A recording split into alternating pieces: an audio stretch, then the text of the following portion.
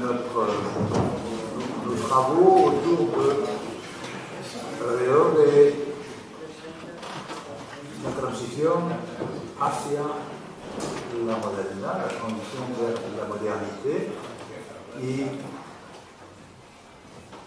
el propósito es comparar, decíamos, dos sociedades, comparer deux sociétés d'ancien régime, et on commencera par un exposé de Trento Saavedra, que je ne présente pas, parce que c'est casse, il est connu dans cette maison et à l'université de Saint-Jacques-de-Compostelle, qui va exposer son point de vue sur la société dans l'ancien régime galicienne, mais peut-être aussi bretonne, et ensuite je donnerai la parole à Philippe Arnoux pour des considérations sur la société bretonne à l'époque moderne.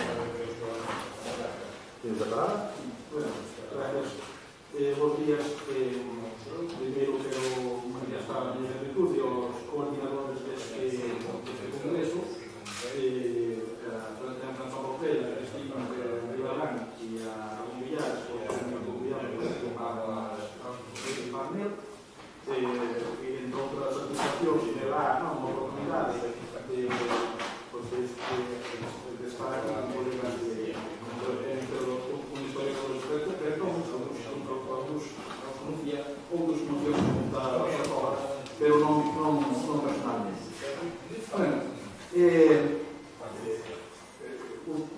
Para falar de duas sociedades do antigo régimen, un pouco tamén da transición, ao século XIX, desde un punto de vista comparativo, pois eu vou fazer unha cousa así un pouco telegráfica, tratando de comparar, pero comparar non solamente destacar as semellanzas, sino, como dicía o Ernesto Pierre Vilar, bastante esquecido, pois comparar tamén é destacar ou explicar as diferencias. De modo que vou incluir algunas referencias, quizá non sei se suficientes ou demasiadas ou poucas, a Bretaña, tal vez a tontería, e disculpas aos colegas bretons pola miña intromisión neste campo, pero tamén é unha forma de manifestar a miña admiración por historiadores bretons, ou por menos que leccionaron en Bretaña, a parte dos que nos acompañan como Philippe Arnoux e outros que conozco, Dani Antoine, a Universidade de Rennes, pois algúns máis que non, algúns xa desaparecidos, como Pierre Cuvier, ou François Lebrun, e outros, pois, retirados, no caso de Jean Delimot, no caso de Jean Meyer, no caso de Jean Queñar, Alain Trois ou Jean Ramon, están moitamente desaparecidos. Bueno, a lectura destes historiadores son compañeros durante o tempo que eu sigo para fazer algún contrapunto entre estas duas sociedades. Decís que a exposición será un pouco de tipo casi telegráfico, non? Entonces, unhas primeiras conservacións elementales, non? Primeiro, estamos ante dous, xa se comentou aquí na presentación, estamos ante dous territorios atlánticos ou celtas, non? Na que Galicia se incorporou tardíamente a este mundo, como recordaba con os Villares, periféricos con respecto á corte, periféricos máis no sentido político e cultural, pero no sentido xeográfico, ainda que, de certo modo, pois a Rennes era unha corte, ao ser un parlamento moi importante, digo periféricos, pero estratégicamente moi importantes, especialmente pola costa, pola dilatada costa que tiña. E neste aspecto, pois, o caso da Bretaña é máis evidente co galego, non? E tamén territorios difíciles de gobernar, por esta difícil de gobernar para poder centrar, ou para poder real, neste caso non, por ese carácter de periferia política e cultural, os intendentes de Bretaña repiten a miúdo que esta provincia non se goberna como as outras de Francia. Para ser intendente de Bretaña había que ter as habilidades de un diplomático vaticano, para relacionarse con as institucións poderosas que existían neste antigo ducado. Mentre que os intendentes de Galicia repiten que este país ten unhas entrañas moi diferentes ao resto, non é igual. Entón, esta diferencia, non? Que víamos que exercían o poder de fora, que viñan de fora e exercían o poder, pois, claro, nada das dificultades que atopaban para que lles presentaba, pois, por unha parte, un hábitat moi espallado, é dicir, un territorio estruturado, pois, en pequenos núcleos dispersos, que a poboación moi minorizada, un espazo que estaba moi fragmentado políticamente, ou moi dividido, en señoríos, no caso de Bretaña, que o caño de 1900, no caso de Galicia son menos, pero tamén era para os centros, non? Entón, un espazo moi fragmentado, mal comunicado, repartido en subdividido de tipo señorial, ou religioso, unha forma de propiedade a veces confusas entre comillas, non? O caso do foro, o caso do máis conexable, o caso das outras formas de cesión, e tamén as especificidades que había de tipo cultural e religioso, empezando porque as linguas que se falaban pois non cumplirían que as linguas que usaba a administración. En aquel aspecto, pois, hai unha diferencia, porque no caso galego falaba sempre o territorio, apenas se escribía, non había repetición galego, mentras que no caso de Bretaña, pois, existía unha repetición en bretón, incluso aumentou un pouco durante a época moderna, ainda que tamén é certo que o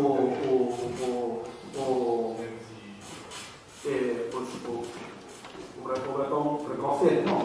Ao largo da época moderna, que un mapa tomado de aventuar, non? Claramente o contraste da Baixa Bretaña da Alta Bretaña, a situación do bretón a nivel social, a lingua se fala é mellor que o galego, porque o galego é unha lingua puramente falada e apenas escrita, que logo non existe.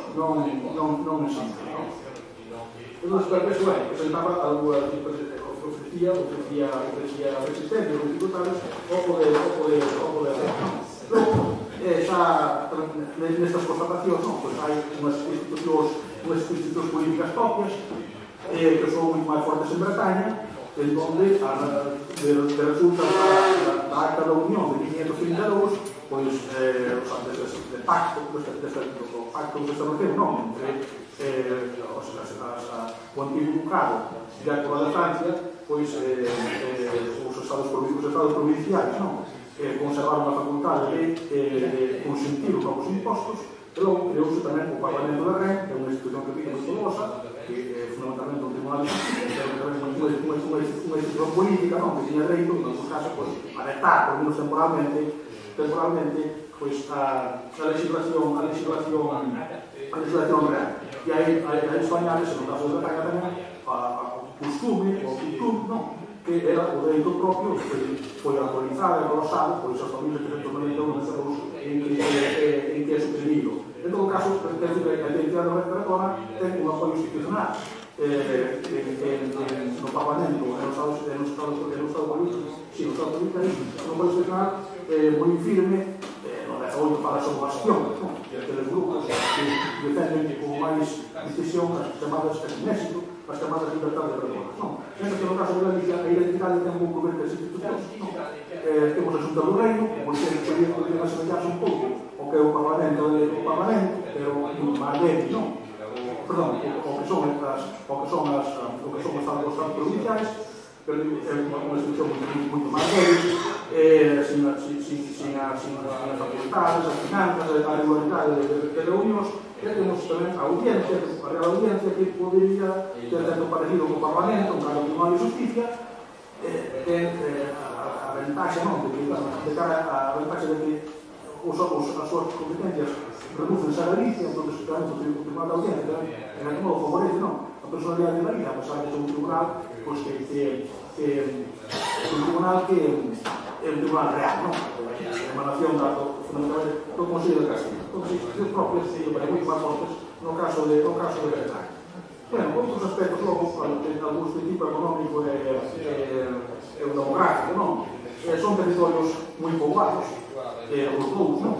Algo máis de Bretaña, quería ser isto como conseguir unha institución, falando de Coca-Cola, que Bretaña, a fin sobre 8, ten todos como 2 millóns de habitantes, Galicia ten 1.500.000, e que Bretaña é un pouco máis grande, algo máis densa que Galicia, Bretaña actual que foi, non? En 1942, pois, quitaron dentro, tendo todo o apartamento de Nantes e Loira, pois non pertenece a actual, non? É un, repito, territorios parecidos, algo máis poblado que Bretaña, en parte porque tiene núcleos de población, núcleos urbanos de población moito máis importantes son galegos. Nantes, aquí en 38, pois ten tanta población como todas as cidades galegas, con 70.000 habitantes, pero pois está, non, Brest, que se parecía a Ferrol, non? Son cidades artificiais, igual que Logroñán, Rennes, non? Que vai detrás de Nantes, San Malo, non? En todo caso, a autonomía de Bretola ten unha proxección marítima internacional moi superior a que ten Galicia, porque Galicia, o mar, fundamentalmente nesta época, é cabotaxe, casi non máis que cabotaxe. Entón, San Malo, as Metelas, Rennes, a Mata de Negros, etc., pois, dá origen a unha economía marítima moi poderosa, porque é desenvolvida no caso de Galicia. E logo tamén son territorios nos cuales hai unha isto de fora, que parecen moi homogéneos, pero se vamos a observar dentro, hai moitas desigualdades, non? Moitas diversidades internas, no que toca a climatoloxía, a agricultura, etc. Non é certo que teñemos algúns rasgos a destacar, non? Exemplo, o tema da agricultura diversificada nos dos territorios. E as os bretóns, pois, non conocen un milho, perdón, un milho americano, un milho, non? É unha agricultura, un sistema agropecuario no cual, pois, o campo vacún ten unha importancia extraordinaria, como para o consumo de carne, leite, sobre todo, para a exportación. Ainda que a alimentación ten unha importancia máis grande en Bretaña, non? Bretaña é un país do leite e da manteira, non? Fundamentalmente. A extensión das landas, non? Ou dos montes, as landas, non? Que ocupan o 70% da superficie, os montes no caso de Galicia, pois o 80%, landas utilizadas, non? Para pasto, para estrume, por os xestas, non? Hai un enxeñeiro que en Bretaña, pois, a mirar da situación dice que os bretóns non poden cultivar sen as landas, que as landas están subordinadas a labranza, igual que pasaba aquí, co monte como está a labranza, non? Aquí a muller, pois o monte é o soporte do sistema agrario, pasaba igual algo partido no caso das landas, non? Para o cultivo da roja, etc. Non foi que sei creo que se veis mal, porque está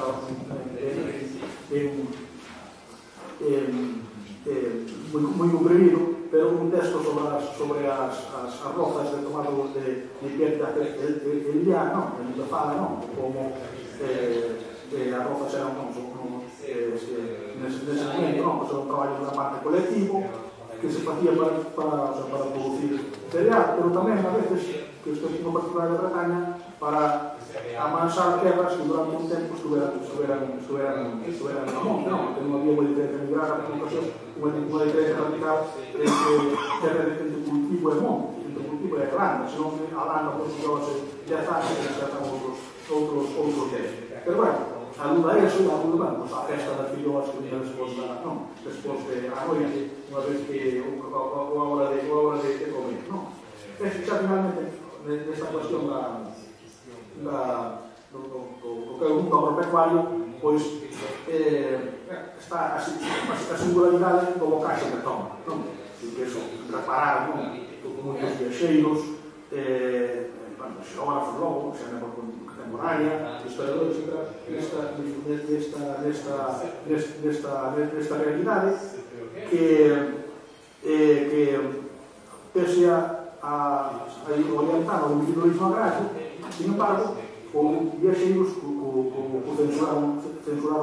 censuraron duramente, non? Por exemplo, o inglés Arthur Young, non? Que é un apaixonado dos tratamentos ingleses, e cando chega a Bretaña, dice isto é abandono, e que está todo pechado. Pero, sin embargo, a terra non está cultivada, non pensa digo, a cosa visión, os campos enxergada, non entende a lógica deste sistema ou a función das landas. Pero en todo caso, sí, hai que dicir que eu creo que a única parte de Galicia que se parecería un pouco como casi Bretón, se yo tamén Buñer, sería as montañas septentrionales, non? Está a zona de Muras, a zona de Ourola, etc., en donde efectivamente hai un sistema agrario de terrenos pechados, moito produto da agricultura, a zona de gandería, e non da agricultura é como secundaria, ou se pratica de modo casi extensivo. Bueno, en outras cuestións xa, de tipo máis social, non?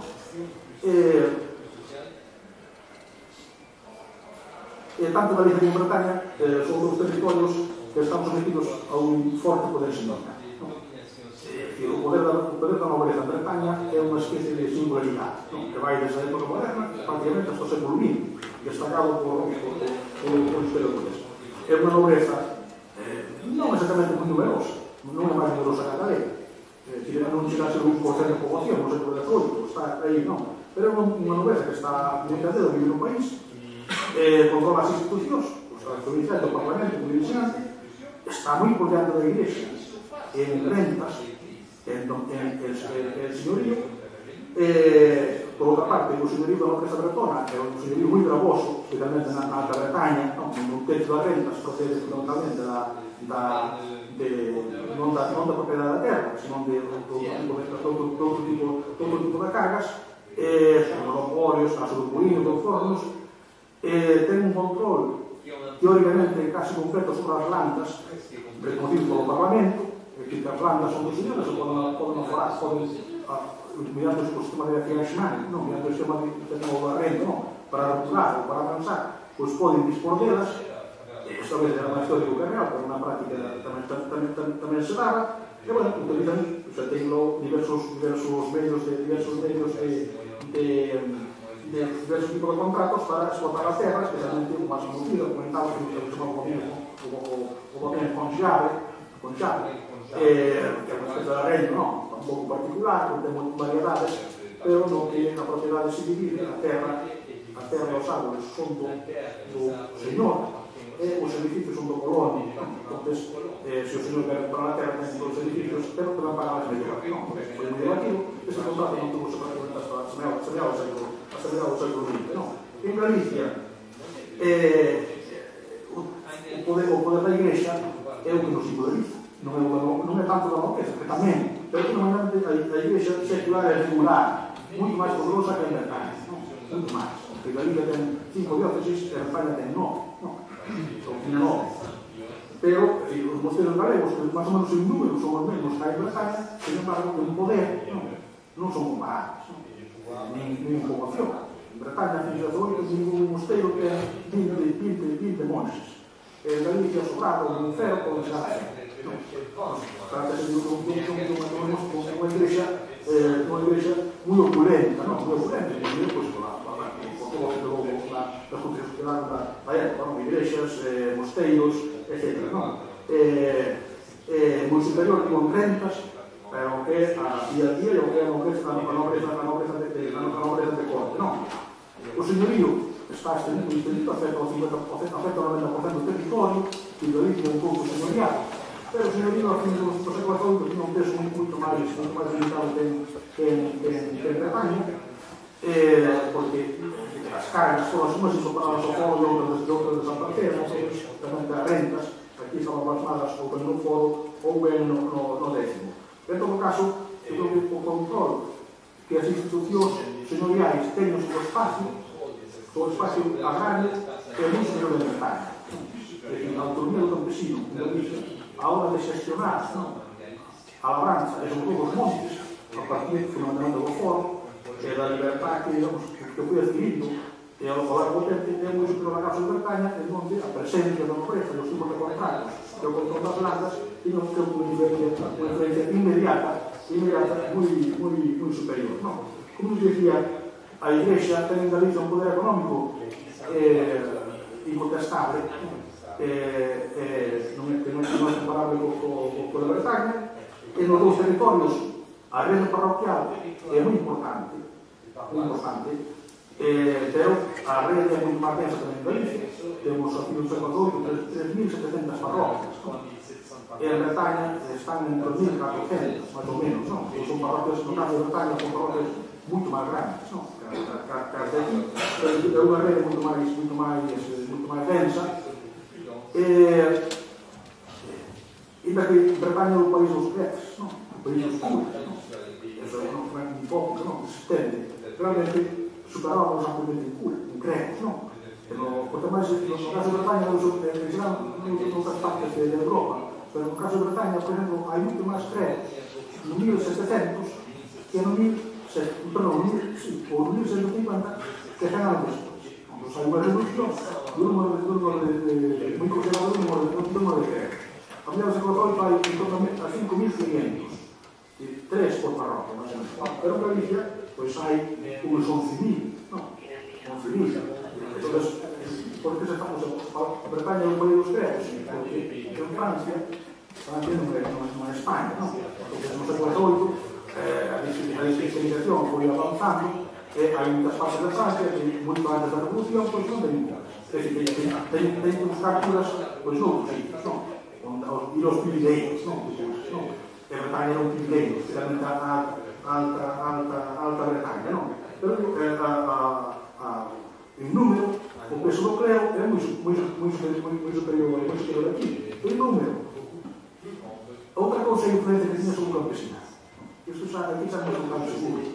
Eu penso que o clero bretón probablemente ten máis influencia sobre o campesinado que todo o clero galego. Porque Galicia é un país de moito clero, de moita riqueza eclesiástica, pero a influencia na práctica religiosa dese século non é moi limitada, non? Entón, eu creo que no caso de España probablemente a influencia do clero é superior, porque é un clero mellor formado, é un clero moi vinculado, bueno, á nobreza, pero despois máis ben ao campesinado. É un clero que non é galicano, non é un clero que depende do rei, como a parte de Francia, porque cando se firmou a Acta da Unión en 1532, xa estaba en vigor como o Tratado de Bolonia en 1576, que era o que levou a Francisco I todo o poder sobre a Igrexa, a posibilidade de presentar as cousas tamén preventas, non? Entón, a xerarquía eclesiástica pode ser galicana, pero o clero non é totalmente galicano, e isto influiu na actitud do clero durante a Revolución. Entón, é mellor formado,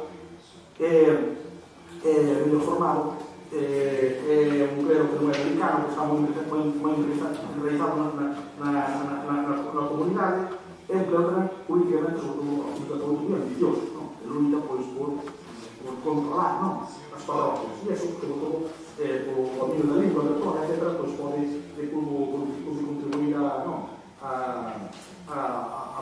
reforzar os seus reinos. No caso de Galicia, o clero, neste aspecto, non ten, creo que, ese peso ideolóxico, non? Pode ter poder, sin dúda, poder, pero o peso ideolóxico que tuvo o Bretón, por un peso de atributo, pero non caso político, creo que non se dá.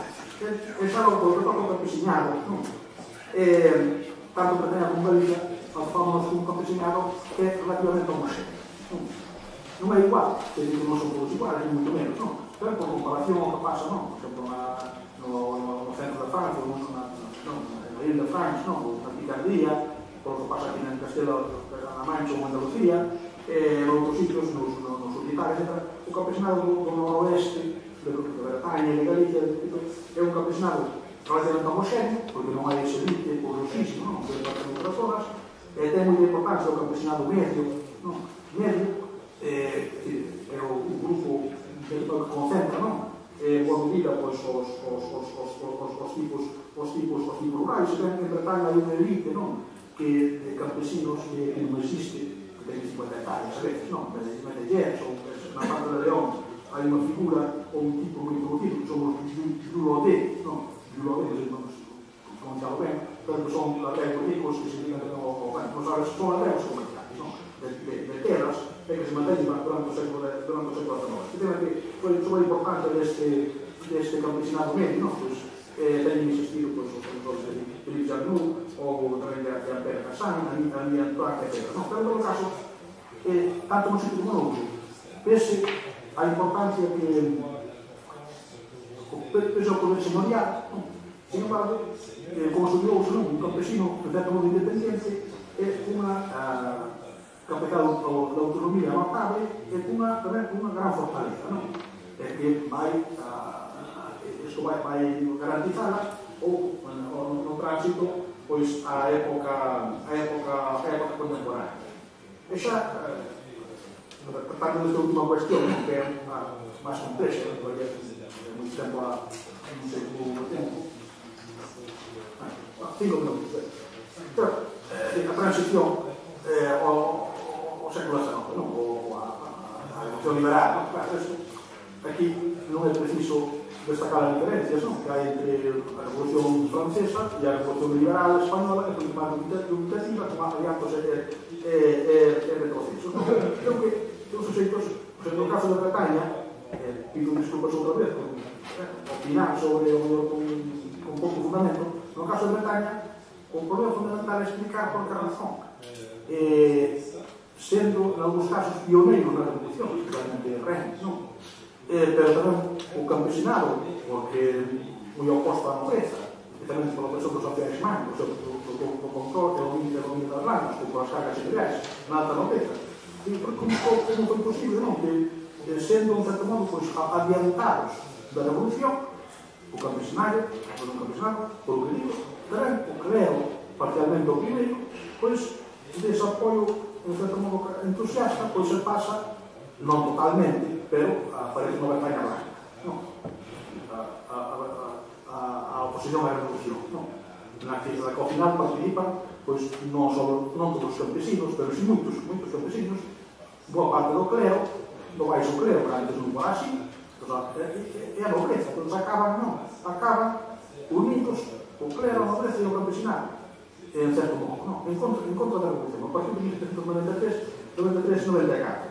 Explicar, digo, fundamental sería, o problema está en explicar como se pasou dunha atitude, especialmente no clero, non? No campesinado, a outra moi distinta. Roger Dupuy, que fixo consideracións moi oportunas, non? Sobre isto, as razóns polas cuales, non? Pois o campesinado non se viu afaudado, non? Unha parte dele, non? Pola revolución, o clero tamén, non? Da vinculación que había no clero e o campesinado, familiarmente, a luta por influencia local entre o clero e o sector dos campesinos e o mundo urbano, pero esta é unha cuestión que plantea a historiografía e que da origen a moitos estudios sobre a xuenería, etc.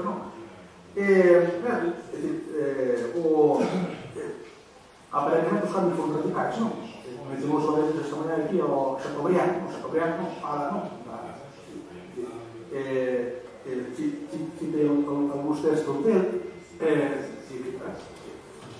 medio siglos, desde o momento da súa época de infancia en Comburg, hasta o momento que escribe, medio siglos. Viví no feudalismo, e agora, de acordo, con moitas prácticas, e agora está o Reino do Home, está a Bandeira da República, está a Guardia Nacional, etc. Entón, é así, pero creo que convén destacar algunhas continuidades de tipo social, porque suprime o señorío, moitas cargas señoriais, os propios marcos administrativos, pero, concretamente, o propiedade da nobreza, o da igrexa, en algunos casos, pero como ben conxeable, eso permanece, a pesar de que estaba moi contaminado por razones de tipo señorial. A nobreza exterior, a nobreza baixa Bretaña, viuse en parte reducido moito as perdas ante a vixencia desta permanencia deste contrato. Había moitos intereses ao lado do tempo, porque había tamén suarrendos, etc., como o foro e os sulforos. Entón, hai unha propiedade nobiliaria en boa medida mantense, sufre máis a nobreza na alta Bretaña.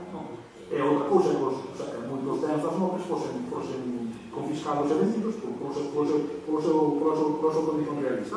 E ademais, desde 1316, pois a nobreza recuperou posicións, e tamén a igrexa, desde o rematar o imperio.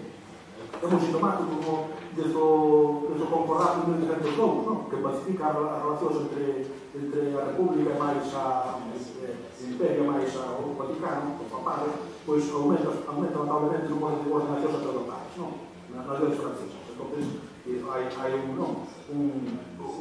clero recupera un protagonismo que aparece despois reflexado nas memorias de Monosuf ou nas memorias de Aquelias, que son do Suf, cando fala o Suf, da escola, da luta entre a escola moderna, ou a escola xinteus, e a escola religiosa, que eran hospitados como clero. Isto a fins do XIX, comezo do século XX. E tamén, a primeira da nobreza, pois o XIX foi comentada por contemporáneos, e a propia Monosuf, recorda que os seus bisavós pagaban, eran parceiros do conde de Blois, parceiros do conde de Blois, que lle pagaban a mitad da colleita, e do encanto, pois a criada do castelo viña á casa deles a buscar leite, e manteiga, que de aire, e daqueles pequenos, que dasen as contas dos pequenos, pois, tivesen tomadas sin estes produtos. Entón, hai sin duda utilidades evidentes, tanto social como na nobreza, era a Igrexa. E no caso de Galicia, insistiuse moito máis nas continuidades. A historiografía, moitas veces me dice, case todo sigue igual, como sigue o foro, pois non cambiou nada, sigue a fidelía, pero isto é un pouco, creo que é un pouco inexacto, porque está claro que, suprimiron os señoríos, eso pouco que renta será, pero crearon os bancos administrativos, e que os administrativos significa que o poder se xeste de outra forma, que ten outros focos, ademais, só a supresión da riqueza eclesiástica, que xa foi unha revolución. A Igrexa de 1940, sin mosteiros, con mosteiros desaparecidos, e a súa riqueza vendida, sin conventos masculinos, que ten a súa riqueza vendida, son do décimo, a Igrexa de 1940 non ten nada que ver con a 100 anos antes, ou das 60 anos antes, ten nada que ver. Entón, claro que hai cambios moi importantes.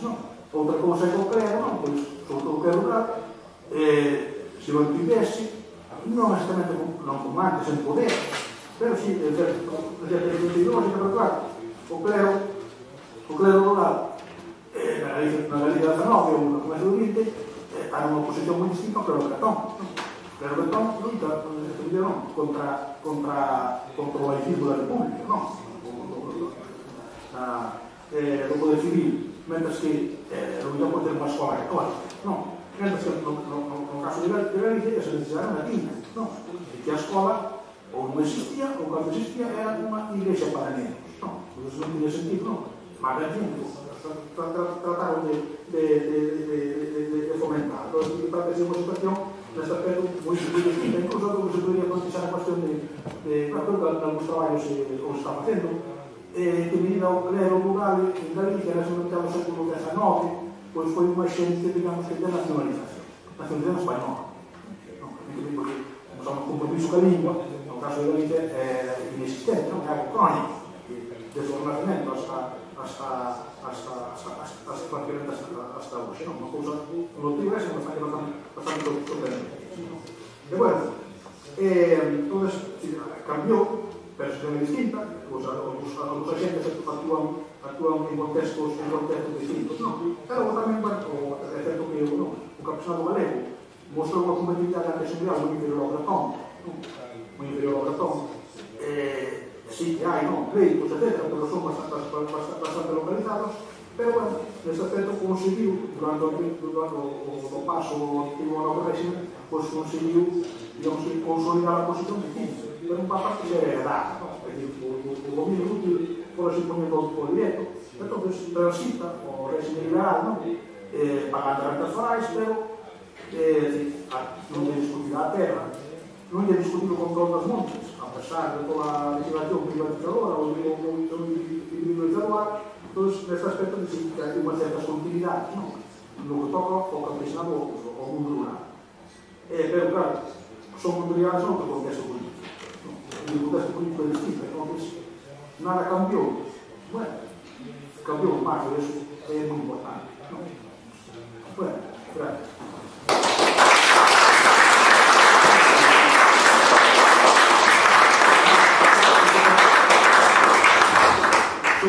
la diocesi di Bretagna, questi paesi praticamente sono casi a 9 diocesi, no?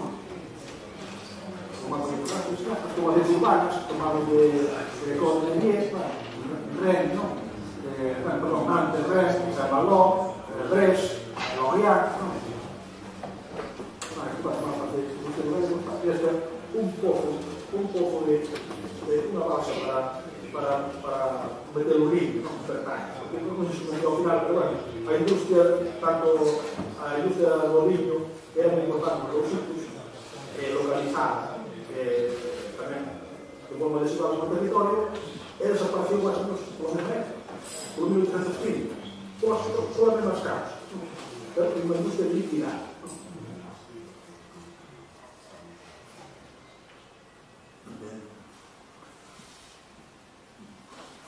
Moi, je suis impressionné par la connaissance qu'a Gerto de la production des historiens de la Bretagne, ce qui lui a permis par avance de procéder à une comparaison entre les deux sociétés. Et maintenant, Philippe Verneau va nous dire s'ils coïncident.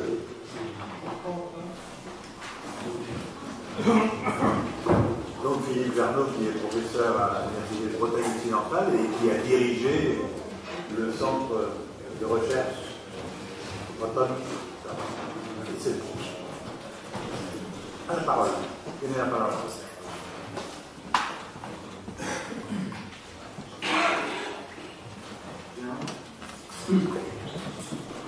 Merci beaucoup.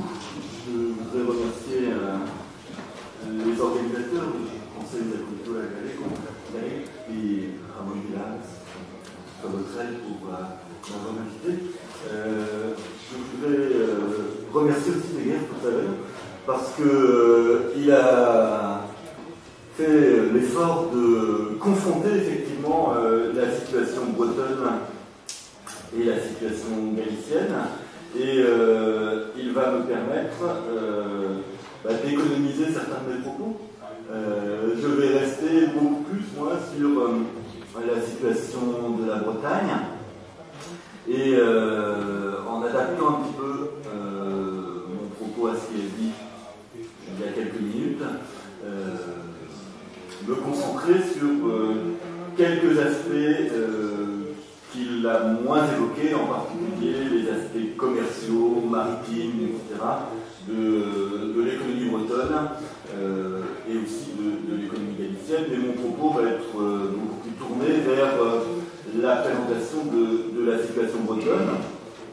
Alors, l'objet de mon intervention, finalement, c'est d'essayer de montrer les interactions entre les réalités économiques d'une péninsule atlantique, la Bretagne, qui est très insérée dans les grands courants d'échange commerciaux maritimes, et puis les réalités sociales très particulières d'une région qui est marquée à la fois, comme on vient de présenter, par la puissance de la présence immobilière et puis par une misère populaire très forte. Et enfin, troisièmement, les particularités politiques d'une province qui, contrairement à la Galice, a à l'intérieur du Royaume de France un statut extrêmement privilégié, un statut politique extrêmement privilégié et protecteur. Donc je vais essayer d'articuler ces trois éléments, l'économique, le social et dans une certaine mesure le politique. Alors en trois temps, d'abord les aspects relevant du commerce maritime, des échanges maritimes. Ensuite, je pourrais aller plus rapidement parce que on a parlé les questions liées à l'économie rurale, et puis dans un troisième temps, la possibilité ou l'impossibilité d'une transition vers la modernité ou d'une modernisation au cours du 19e siècle. Alors, premier point, cette péninsule atlantique ou péninsule maritime, si on se situe à la fin du Moyen-Âge, au XIVe ou XVe siècle, la Bretagne participe très fortement du grand mouvement de développement du commerce maritime dans l'Atlantique. À la fin du XVe siècle, la Bretagne est même un des acteurs principaux du cabotage européen, des circuits commerciaux européens. raison, parce que le duché possède un certain nombre de produits qu'il peut exporter. Je dirais chronologiquement, le premier d'entre eux, ce fut le sel. La Bretagne, comme on peut le voir sur cette première carte générale, dispose de marais salants dans la partie, l'extrême sud-est de la Bretagne. Or, ces marais salants, ils ont un grand intérêt. Ce sont les plus nordiques d'Europe. Du point de vue du commerce du sel, le commerce du sel en Europe, c'est un commerce du nord-sud.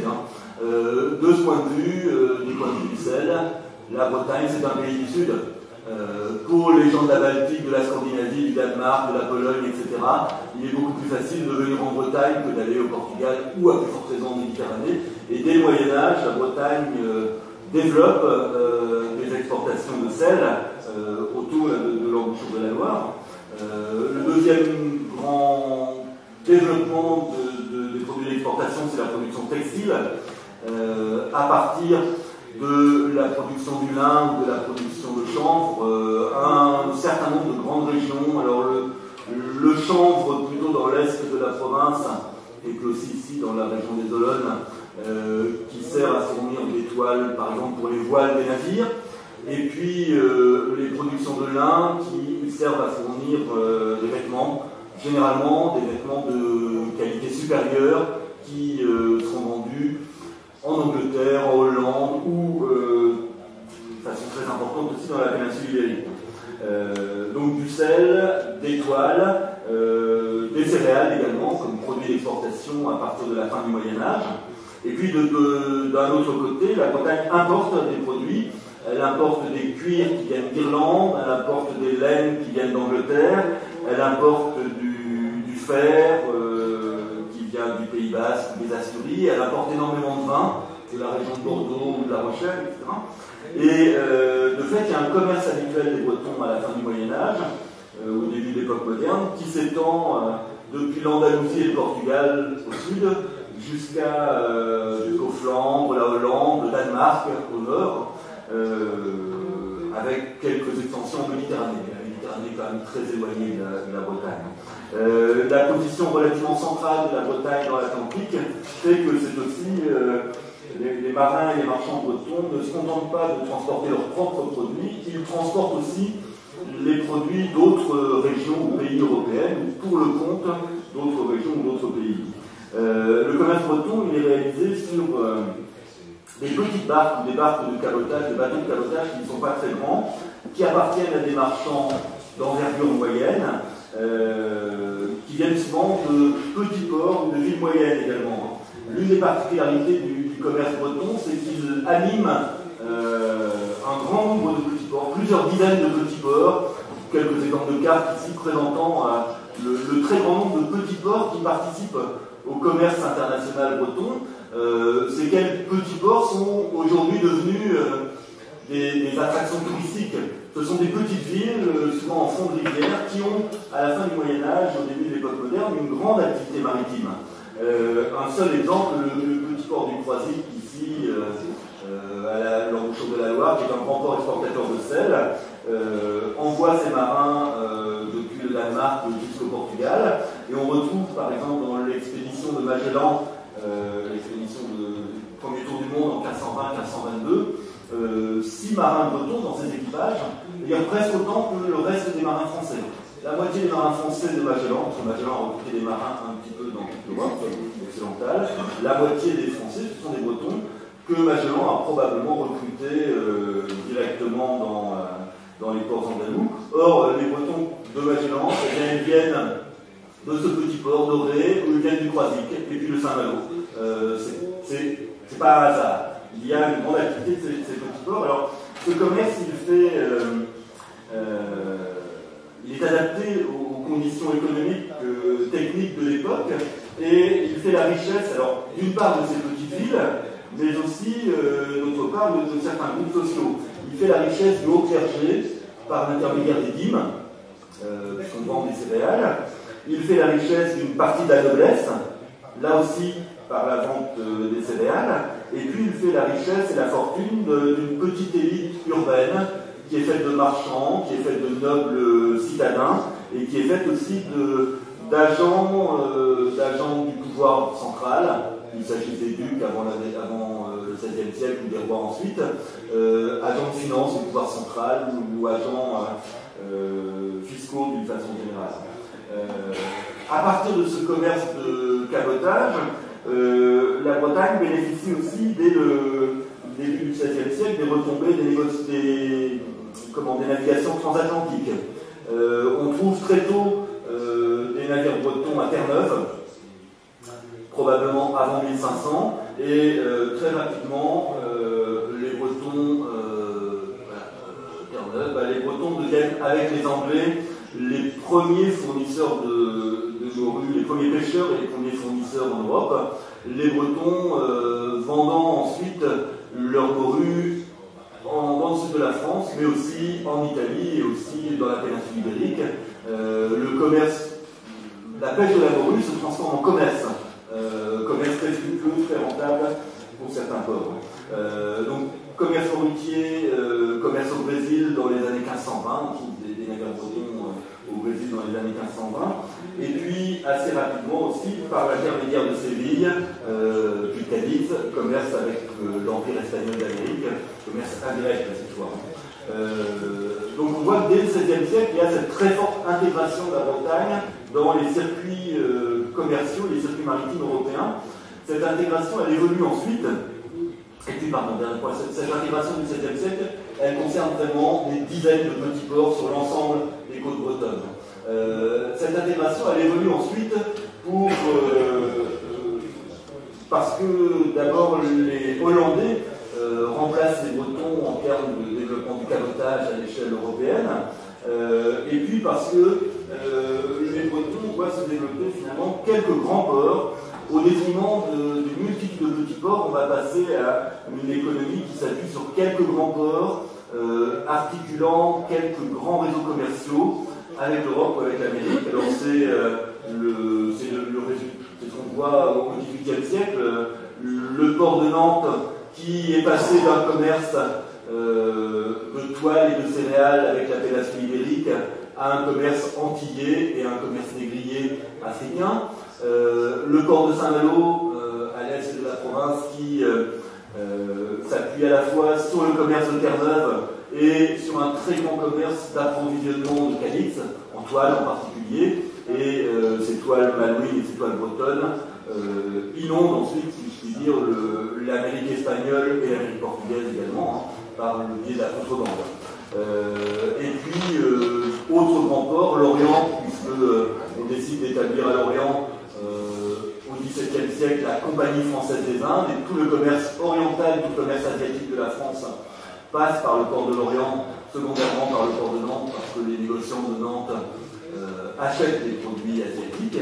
Et puis, quatrième grand pôle, c'est le pôle militaire. Louis XIV, à partir du XVIIe siècle, développant une marine de guerre pour faire face à la fois à l'Espagne initialement et puis ensuite à la Hollande et à l'Angleterre, construit un port militaire à Brest, un port et un arsenal militaire dont l'une des fonctions est précisément de protéger le commerce avec l'Amérique, les routes vers l'économie. Donc on a une évolution dans le cas de la Bretagne, où on passe d'un commerce de cabotage très largement répandu à un commerce maritime qui est axé sur quelques grands pôles, quelques grandes villes. Ça n'empêche pas que le cabotage continue à exister, mais il n'a plus l'impact qu'il avait auparavant. Alors ceci étant, ce commerce maritime, il ne concerne que peu de monde en Bretagne. Pour une population de 2 millions d'habitants, comme on l'a dit tout à l'heure, 20 à 25 000 marins. C'est-à-dire c'est très très peu de personnes qui sont directement des gens de mer, des gens qui vivent de ces échanges maritimes ou qui passent d'un territoire à l'autre. Très peu d'individus directement concernés, ou relativement peu d'individus directement concernés, mais un impact économique tout à fait considérable parce que la valeur d'une cargaison maritime est incomparable aux revenus d'une exploitation agricole, d'une paroisse, etc. En particulier au XVIIe ou XVIIIe siècle, les grands ports commerciaux voient passer des sommes d'argent colossales par rapport à ce que représente l'ensemble de la fortune d'une paroisse, d'un groupe de paroisses ou même une petite seigneurie. Donc il y a des déséquilibres économiques très marqués. Peu de gens vivent directement, immédiatement de l'économie maritime, pratiquent cette économie maritime, mais l'impact est tout à fait considérable. Alors, je crois qu'il y a là un élément particulier pour expliquer la diversité bretonne. Il y a à l'intérieur de la Bretagne des situations économiques, sociales très différentes selon que l'on se situe dans des régions profondément impliquées dans le commerce maritime, que l'on se situe sur le littoral ou que l'on se situe dans l'intérieur de la province. Il me semble, alors je vais rapidement sur cet aspect, mais la Bretagne commerce énormément avec la péninsule ibérique et plus particulièrement avec l'Espagne, qui a une position secondaire pour les Bretons. Ceci étant, à l'intérieur de l'Espagne, je suis désolé, la Galice n'intéresse pas beaucoup les Bretons d'époque moderne. Les Bretons d'époque moderne, ce qui les intéresse, c'est l'Andalousie. Parce que l'Andalousie, c'est l'Ian ou Gaditane, c'est la route de l'Amérique, c'est la porte de l'Amérique. Avant l'Andalousie américaine, ce qui intéresse les Bretons, c'est le Pays Basque. Pour le faire, et puis pour les routes de la laine depuis l'intérieur de la Castille. Et il y a un trafic réellement très intense entre l'Andalousie et la Bretagne, entre le Pays Basque et la Bretagne, entre les Asturies et la Bretagne. Un trafic assez fréquent avec quelques ports méditerranéens, Alicante, Carthagène, etc. Pas exceptionnel, mais assez fréquent quand même. Et curieusement, un relatif vide des échanges avec la Galice. De fait, dans les circuits maritimes de l'époque moderne, la Bretagne n'a pas beaucoup à apporter à la Galice et n'a pas beaucoup à en tirer. Alors ça mériterait d'être creusé, détaillé, étudié. Il apparaît clairement que les régions de contact sont de part et d'autre de la Galice, mais ne sont pas complètement à la Galice.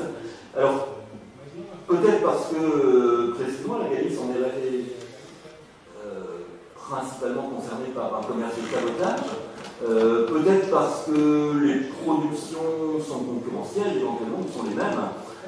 La similitude des régions fait aussi parfois qu'on a peut-être moins de choses à échanger du point de vue commercial, ou du moins on n'a pas développé d'activités qui permettent des collaborations, ni encore des activités qui vont susciter des confrontations comme la pêche au 19e ou au 20e siècle. Il me semble que de ce point de vue-là, sur le questionnement entre similitudes, contacts, différences, collaboration, relations, il y a un élément à creuser du point de vue de la dynamique maritime. Alors, ces dynamiques maritimes, elles n'entraînent pas, elles sont mon deuxième point, elles n'entraînent pas l'ensemble de la province, évidemment. Je le disais, elles ne concernent qu'une partie de la population, une partie modeste de la population. Et à côté donc, du monde maritime, il faut s'arrêter. Il faut s'arrêter sur les réalités de l'économie rurale et de la société paysanne, dont ça arrivera déjà longuement parler. Ce qu'on constate quand on regarde la situation de la Bretagne du point de vue agraire, alors c'est d'une part une intégration, une insertion, une carte à l'échelle européenne, les couleurs ne sont pas terribles, globalement une intégration dans un système agraire qu'on appelle en France système agraire atlantique, qui concerne aussi en partie les côtes atlantiques de l'Espagne, avec une population rurale qui est dispersée au sein d'un bocage qui se resserre progressivement autour de l'époque moderne, un espace rural qui est partagé, et on vous l'a déjà expliqué, entre des terres cultivées et puis des terres en lande. On utilise en Bretagne les termes de terre chaude et terre froide, je ne sais pas si j'ai bien traduit, qui est la faliale, cette image présente assez clairement ce qui est le modèle habituel du paysage breton. Un habitat disséminé, autour de cet habitat disséminé, des terres chaudes qui sont cultivées en céréales, et puis des terres moins régulièrement cultivées cultivés en céréales. On voit dans cette deuxième partie où les champs ne sont pas totalement dessinés, mais on a quand même de la culture céréalière plus occasionnelle, et puis ensuite des grands espaces de landes, laissés non pas à l'abandon, mais laissés au pâturage du bétail. Ce type de paysage, c'est le type de paysage que l'on retrouve sur certaines vues, ou que l'on peut deviner sur ces vues du milieu du XVIe siècle, qui concernent la vallée de la Vilaine, dans l'est de la province, où on voit le paysage de bocage, les champs barrés par les haies, etc. Mais aussi, ici par exemple, en bordure de la Vilaine, des grands espaces de pâturage relativement libres, non clos, comme on le voit ici. Les montagnes ici au fond, c'est l'invention du peintre. La Bretagne ne débouche pas sur l'Himalaya ou les Alpes. Mais bon, le reste est assez véridique. Donc un type de paysage dont on a déjà parlé, qui sera vu aussi par l'abondance de landes. Vous connaissez aussi de ce côté-ci du Lot de Gascogne. Alors quand les voyageurs extérieurs qui viennent en Bretagne soulignent souvent l'apparence sauvage du paysage, l'apparence fermée. On se croit dans un territoire très peu cultivé, abandonné, d'autant plus qu'il y a beaucoup d'arbres, des chemins fermés par des haies, des talus, etc. C'est un paysage général, c'est l'impression générale, qui n'empêche pas qu'il y ait des régions plus riches. On a une tendance à présenter une médiocrité générale de l'agriculture ou des productions agricoles, et il y a néanmoins quelques régions riches, en particulier sur les littoraux, autour de Saint-Malo, autour de Saint-Brieuc, dans la presqu'île de Ruisse, sur la côte sud, etc. Il y a des régions très favorisées. Ce système agraire atlantique, donc, qui laisse beaucoup de terres en lande et dans lequel on trouve peu de terre pour les céréales, a connu une grande innovation technique, une sorte de révolution agraire au XVe siècle, avec l'introduction du sarrasin.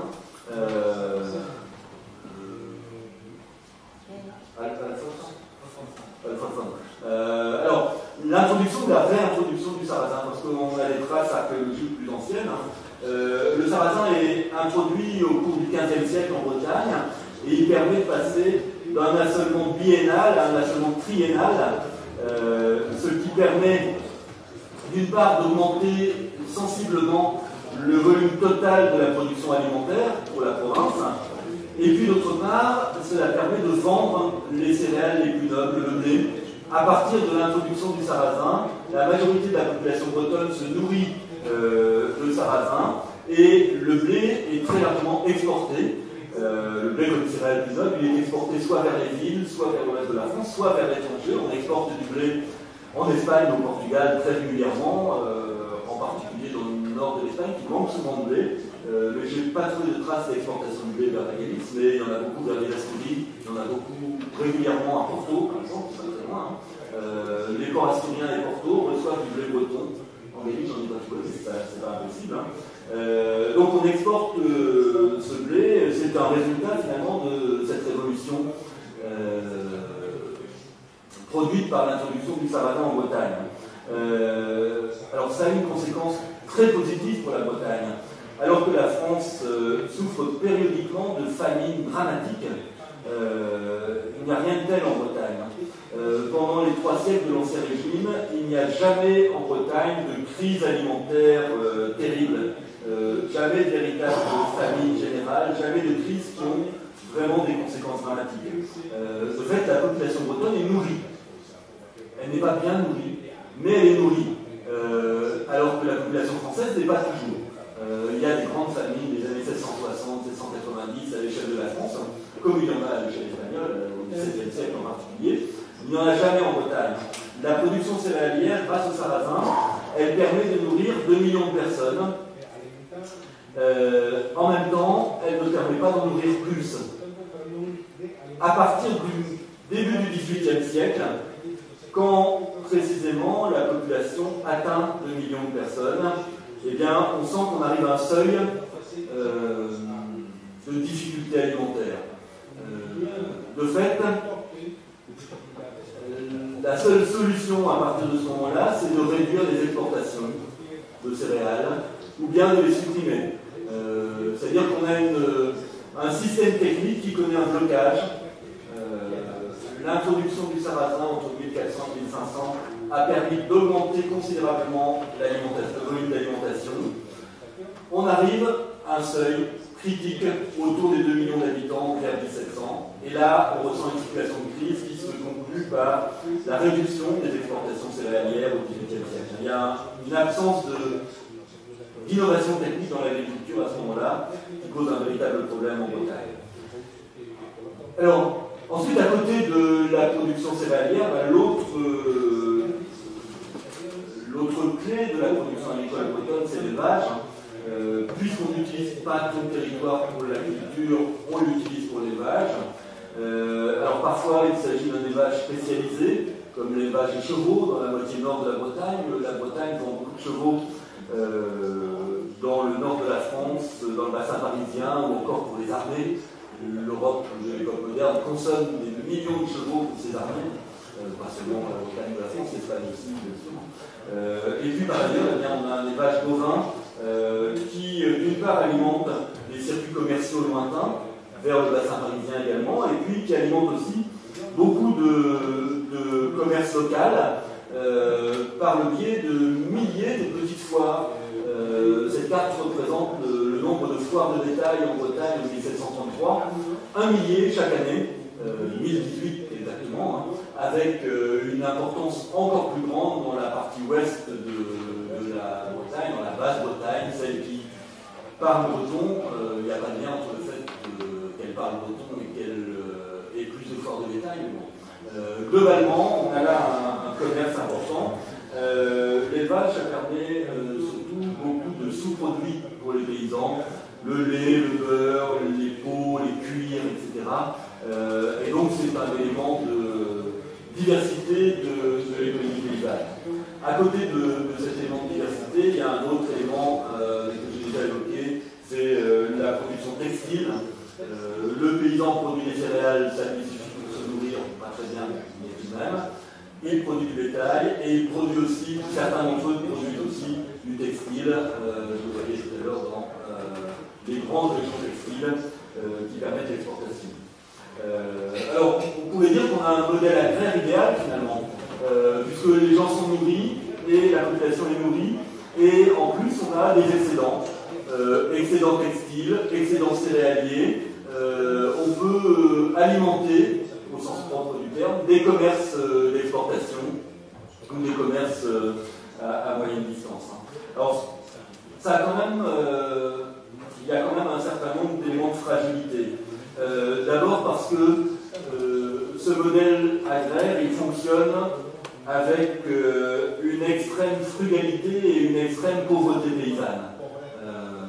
On produit, on peut se nourrir, mais les conditions de vie matérielles sont très mauvaises pour la masse de la population, sans grande amélioration tout au long de l'époque moderne et tout au long du XIXe siècle. Le deuxième élément de fragilité, c'est la répartition des profits et la répartition des pouvoirs de cette économie. On l'a dit tout à l'heure, les paysans bretons subissent une pression seigneuriale, une pression nobiliaire très forte. La Bretagne est une des régions du Royaume de France où la noblesse est la plus nombreuse, assez semblable à ce qu'il y a dans le nord de l'Espagne, effectivement, mais beaucoup plus nombreuse que dans d'autres régions de France.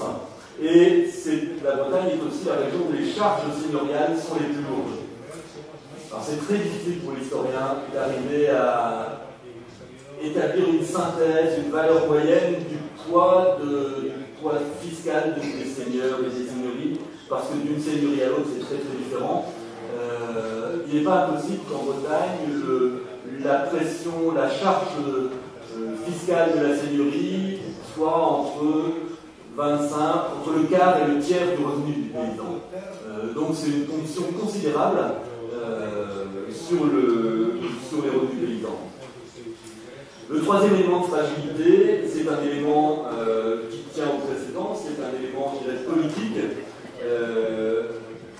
qui tient à l'organisation des privilèges de la province.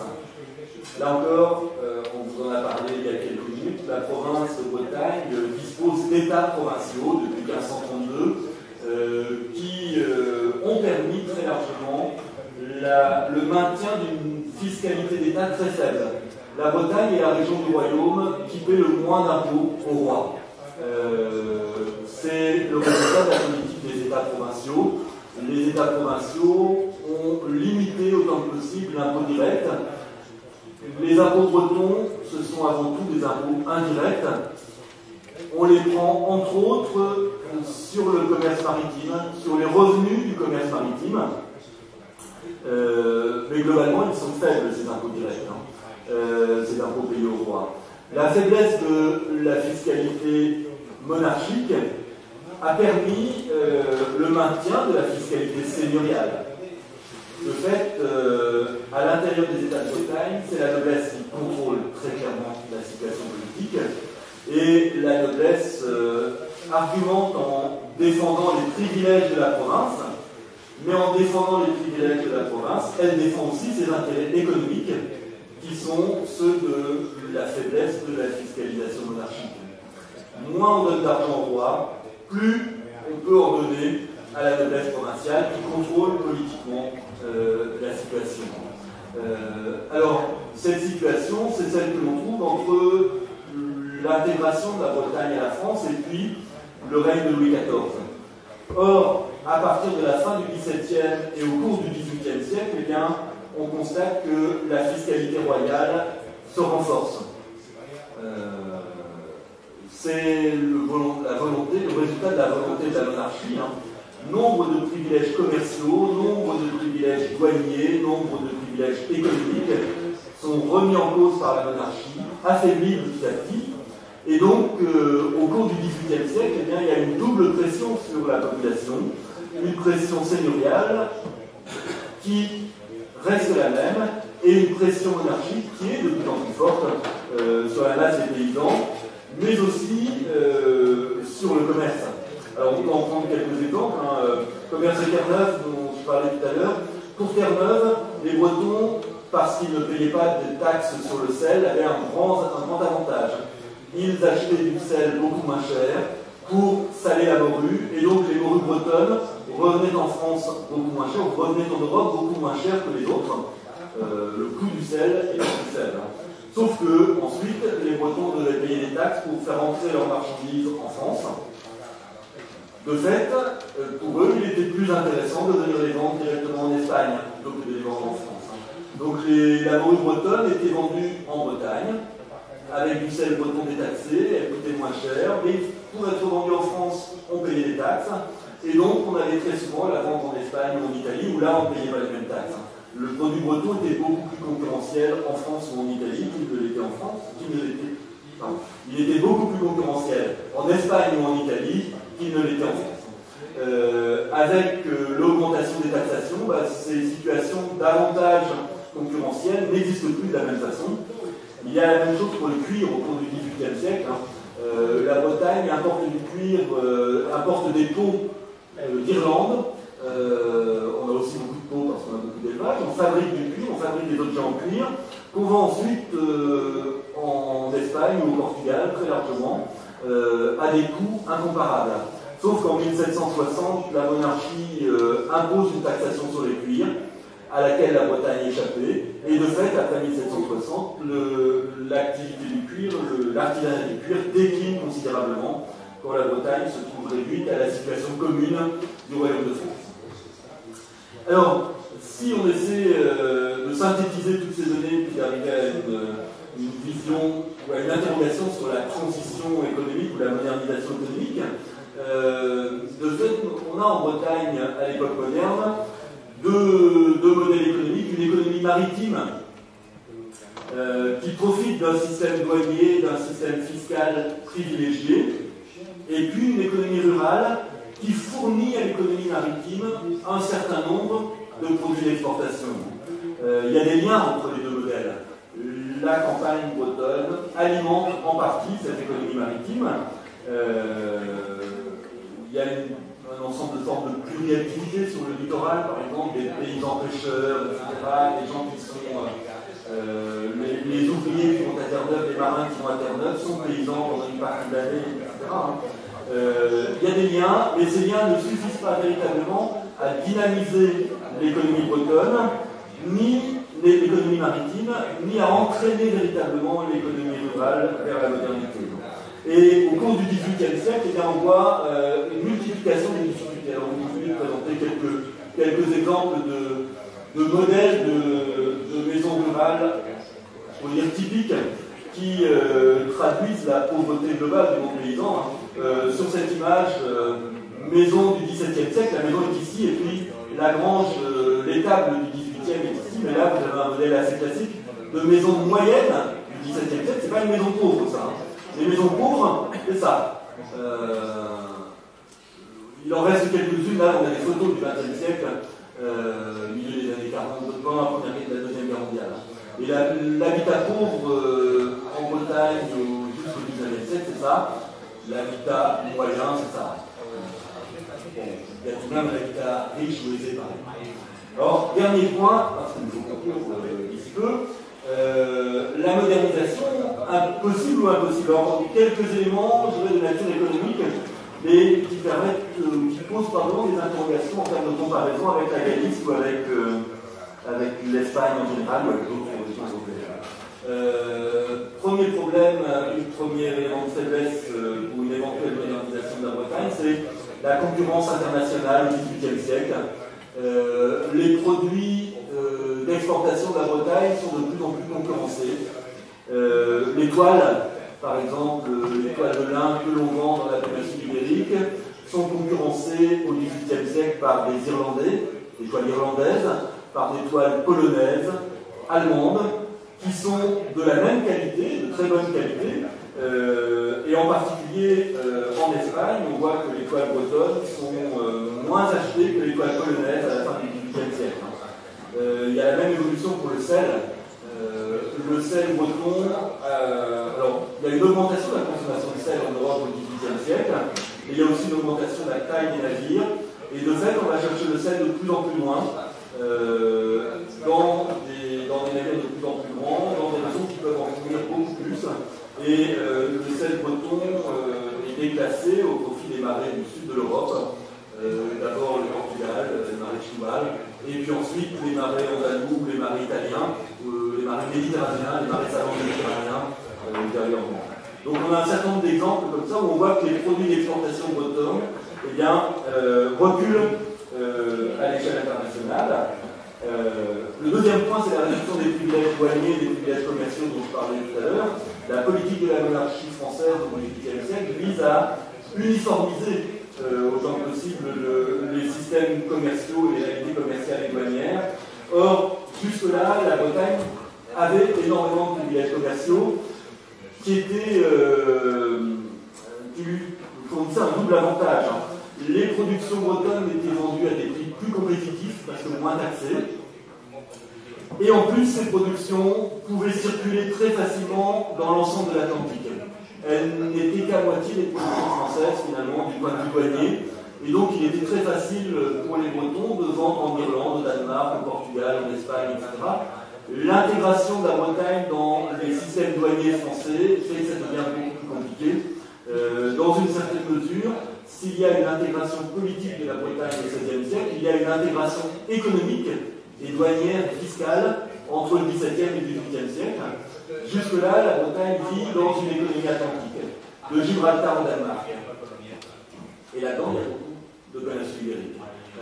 Et puis à partir du XVIIIe, eh bien, la Bretagne est tournée de plus en plus vers une économie française, ce qui ne la favorise pas beaucoup.